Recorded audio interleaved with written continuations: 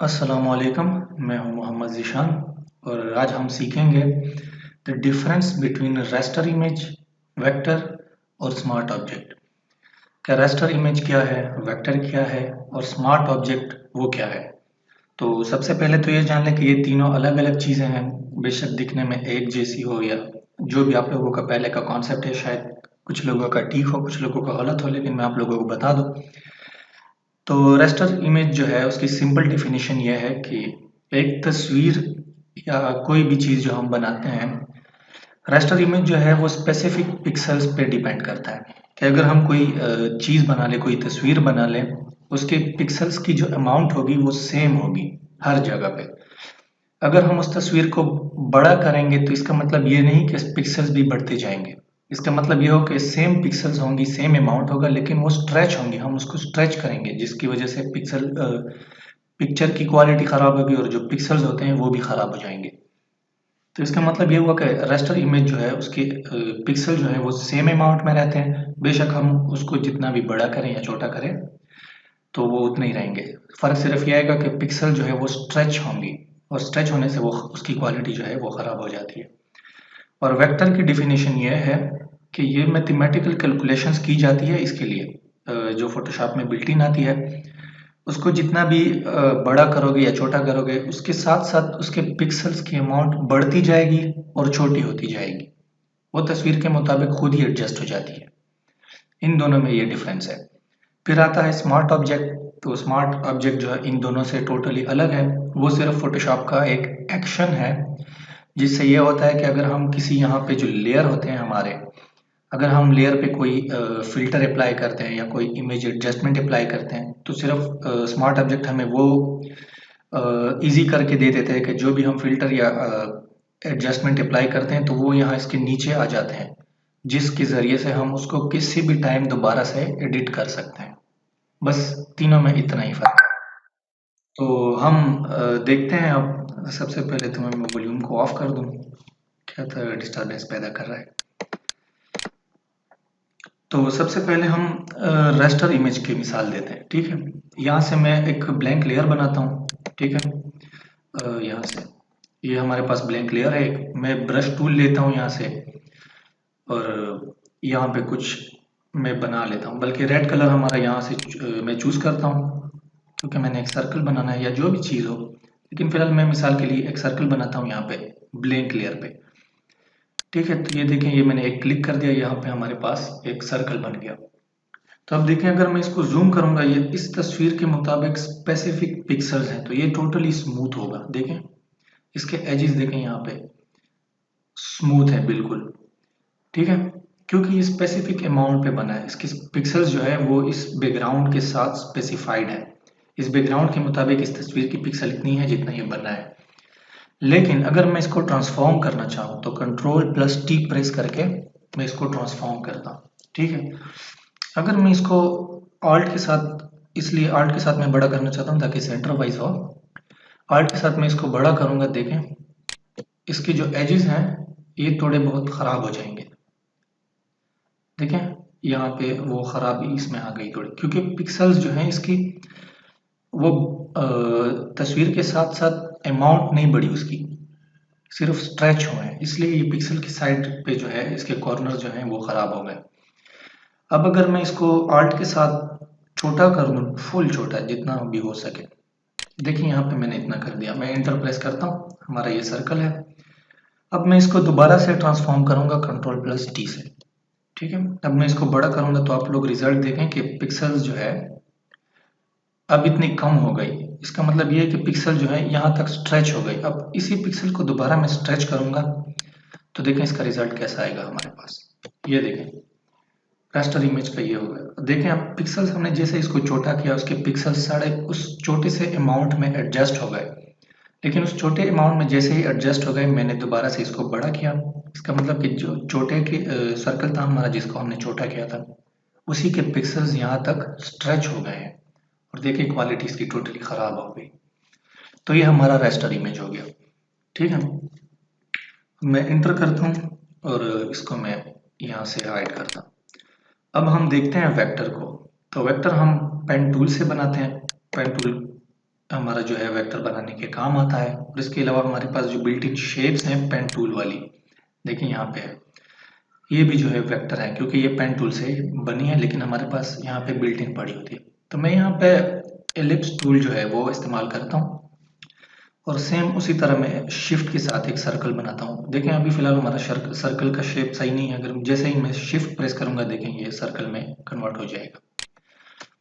ये मैंने यहाँ पे एक सर्कल ड्रॉ कर दी, ठीक है। इसको मैं फिल करूंगा रेड कलर से, जैसे हमने रास्टर इमेज को किया था। ये हमारा सर्कल हो गया, ठीक है। अभी अगर मैं इसको ट्रांसफॉर्म करूंगा, ठीक है, ये हमारा एक शेप है, अगर मैं इसको ट्रांसफॉर्म करूंगा Ctrl+T से, सबसे पहले उसी तरह इसको मैं बड़ा करता हूँ आर्ट के साथ। देखें इसकी क्वालिटी जो है वो वैसी की वैसी रहेगी, बिल्कुल स्मूथ, इसमें कोई फर्क नहीं आएगा। इसको मैं देखिए यहाँ पे मैंने सिलेक्शन हटा दी, देखिए वो फिर भी बिल्कुल वैसा ही का वैसा ही है, ठीक है। इसकी क्वालिटी ख़राब नहीं हो क्योंकि ये पिक्सल्स कैलकुलेशन के मुताबिक अमाउंट बढ़ाता रहता है, इसमें ये बिल्ट इन आता है। इसमें पिक्सल्स स्ट्रेच नहीं हो रही, इसमें पिक्सल्स बढ़ती जा रही हैं क्योंकि इसके ये मैथमेटिकल कैलकुलेशन के हिसाब से चलते हैं वेक्टर्स।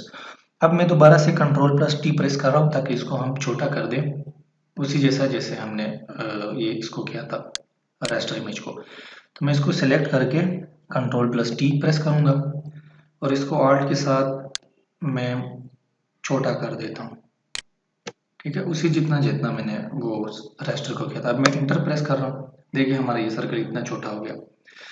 अब मैं दोबारा से Ctrl+T प्रेस करूंगा और ऑल्ट के साथ दोबारा से इसको मैं बड़ा करूंगा, ठीक है। अब मैं इसको डिसेलेक्ट करता हूँ, अब मैं दोबारा जूम करूंगा, देखिए सेम वही क्वालिटी है क्योंकि ये पिक्सल्स को कैलकुलेशन के हिसाब से बढ़ाता भी है और कम भी करता है। तो ये हमारा वेक्टर और रास्टर इमेज का जो है डिफरेंस है। फिर हमारे पास यहाँ पे आता है स्मार्ट ऑब्जेक्ट, ठीक है।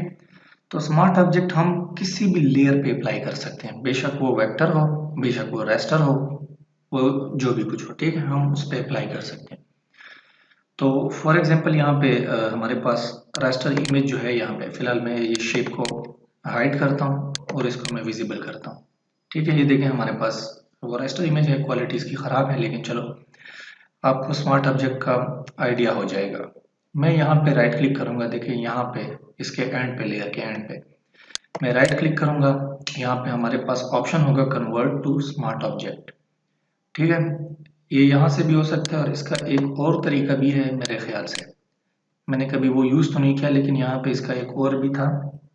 देखिए स्मार्ट फिल्टर्स हैं ये, तो ये भी स्मार्ट ऑब्जेक्ट की तरह है, ये हम आगे डिस्कस करेंगे, ठीक है।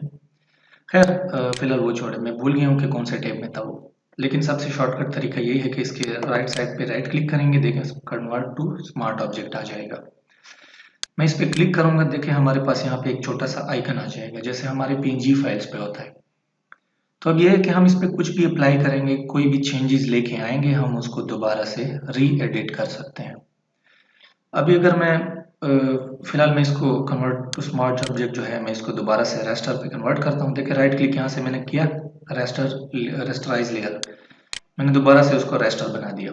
अभी फॉर एग्जांपल मैं इस पे कोई भी फिल्टर अप्लाई करूंगा, जैसे मैं ब्लर है, यहाँ पे गॉसियन ब्लर है, मैं इसको अप्लाई करूंगा यहाँ पे, ठीक है, देखें, और मैं ओके करता हूँ यहाँ पे। देखिए अब हम इसको दोबारा एडिट नहीं कर सकते, वो इसमें चला गया। अब हमारे पास इसको दोबारा से वापस लाने का एक ही तरीका है, वो है Ctrl+Z प्रेस करना, एक स्टेप पीछे जाने का, क्योंकि हम इसको चेंज नहीं कर सकते अब, क्योंकि ये डायरेक्ट अप्लाई हो गया।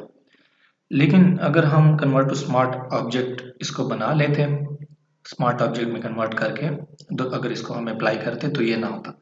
अभी मैं Ctrl+Z प्रेस कर रहा हूँ ताकि हम अपने एक स्टेप को वापस लें, ठीक है। अब मैं इसको कन्वर्ट टू स्मार्ट ऑब्जेक्ट करता हूँ, ठीक है। यहाँ पे देखें कन्वर्ट टू स्मार्ट ऑब्जेक्ट मैंने सेलेक्ट कर लिया, आइकन आ गया स्मार्ट ऑब्जेक्ट का। अब सेम वही फिल्टर मैं दोबारा से अप्लाई करता हूँ, ब्लर पे जाके गॉसियन ब्लर, देखें वही का वही है, मैं ओके कर रहा हूँ। देखें अब हमारे पास यहाँ पे स्मार्ट फिल्टर्स आ गई, जैसे हमने अभी यहाँ पे देखा फिल्टर के टैब में convert for smart filters, smart filter और स्मार्ट ऑब्जेक्ट ये तकरीबन एक ही जैसा है। ये हमारा जो है मास्क है, हम इसको मास्क जैसा यूज कर सकते हैं। ये क्योंकि ये हमारा मास्क है, हम इसको ब्रश के जरिए ब्लैक और वाइट कलर के जरिए हाइड कर सकते हैं, शो कर सकते हैं, जैसे हम मास्क में करते थे। ठीक है, कि ब्लैक से जो है वो हाइड होगा, वाइट से विजिबल होगा। तो अब इसका फायदा ये है कि हम देखें हमारा यहाँ पे गॉसियन ब्लर है, हम इस पर डबल क्लिक करके देखें हम सेम उसी विंडो पे वापस आ गए। हम इसको दोबारा से एडिट कर सकते हैं। देखें हमारे पास ये ऑप्शन बार बार आएगा। तो स्मार्ट ऑब्जेक्ट ये चीज़ है। अगर हम इमेज एडजस्टमेंट डायरेक्ट यहाँ से करें, जैसे मैंने आप लोगों को यहाँ बताया था एडजस्टमेंट लेयर्स का, अगर आप लोगों ने वो नहीं देखा तो ऊपर लिंक आ रहा होगा, उस पर क्लिक करके ये देख लें। अगर हम जिस तरह हम ये इस्तेमाल करते थे अलग अलग एक एक करके, ताकि हम इसको दोबारा एडिट कर सकें, लेकिन अगर हम यहाँ से डायरेक्ट इमेज एडजस्टमेंट अप्लाई करेंगे तो हम एडिट नहीं कर सकते। लेकिन अगर हम स्मार्ट ऑब्जेक्ट यूज करेंगे तो हम इसको भी एडिट कर सकते हैं। फॉर एग्जांपल यहाँ पे मैं कोई भी चूज करता हूँ, जैसे ब्राइटनेस और कंट्रास्ट है। ठीक है, ये मैंने इस्तेमाल कर लिया। अगर मैं इसकी ब्राइटनेस बढ़ा दूँ फर्क तो नहीं आएगा क्योंकि ये कलर है हमारे पास। ठीक है, अगर मैं इसको कंट्रास्ट को ज़्यादा करूँगा या कम करूँगा, फिलहाल यहाँ पे कोई फर्क नहीं पड़ रहा क्योंकि हमारे पास ये सॉलिड कलर है यहाँ पे। अब मैं यहाँ पे ओके सेलेक्ट करूँगा जैसे ही, तो देखें हमारे पास यहाँ पे ब्राइटनेस और कंट्रास्ट का ऑप्शन आ गया ओपन। क्यों? क्योंकि हमारे पास यहाँ पे स्मार्ट ऑब्जेक्ट है और ब्राइटनेस और कंट्रास्ट जो है हम दोबारा से किसी भी टाइम पे री एडिट कर सकते हैं। अगर मैं इस पर डबल क्लिक करूँगा यहाँ पे, तो देखें हमारे पास वो ब्राइटनेस और कंट्रास्ट जो है वो वापस आ गए। जहाँ पे हमने छोड़ा था, जहाँ पे हमने वैल्यूज दी थी उसकी, हम उसको दोबारा से किसी भी टाइम पे एडजस्ट कर सकते हैं। तो इस तरह से हमारा स्मार्ट ऑब्जेक्ट जो है वो हमारे काम आएगा। तो आई होप आप लोगों को इन तीनों के जो बीच डिफरेंस है वो आप लोगों को समझ आ गया होगा कि रास्टर इमेज क्या होता है, वेक्टर क्या होता है और स्मार्ट ऑब्जेक्ट वो क्या होता है। मैं एक बार फिर से रिपीट कर लूँ। रास्टर इमेज वो होता है कि एक स्पेसिफिक अमाउंट ऑफ पिक्सल्स जो होते हैं उससे बनता है, कि ना वो ज़्यादा होगी ना वो कम होगी। वो अगर हम उसको बड़ा या छोटा करेंगे तो वो सिर्फ पिक्सल्स को स्ट्रेच करेगा और कुछ नहीं। जबकि वेक्टर जो है वो कैलकुलेशंस के हिसाब से बनती है, जो बिल्ट इन आती है फोटोशॉप में। तो हम उसको बड़ा करेंगे या छोटा करेंगे उसके हिसाब से पिक्सल्स की मकदार बढ़ती जाएगी, और अगर हम छोटा करेंगे तो उसकी पिक्सल्स की मकदार जो है वो कम होती जाएगी। ठीक है, तो उसके पिक्सल्स पे कोई फर्क नहीं पड़ेगा, ना उसकी क्वालिटी पे, तो वो हमेशा सही क्वालिटी में रहती है वेक्टर। और स्मार्ट ऑब्जेक्ट ये है कि हम अगर स्मार्ट ऑब्जेक्ट किसी लेयर को बनाते हैं या किसी तस्वीर को हम बनाते हैं, तो उसका मतलब ये है कि हम उस पर कोई चीज़ या कोई फिल्टर या कोई एडजस्टमेंट अगर अप्लाई करेंगे तो वो हम एनी टाइम किसी भी वक्त हम कभी भी इसको एडिट कर सकते हैं जहाँ पे हमने छोड़ा हो। ठीक है, तो ये तीन चीज़ें जो है ये इस तरह से काम करती है। उम्मीद है आप लोगों को समझ आ गया होगा। दुआ में याद रखना, प्रैक्टिस करते रहना। नेक्स्ट वीडियो में मुलाकात होती है। खुदा हाफिज़।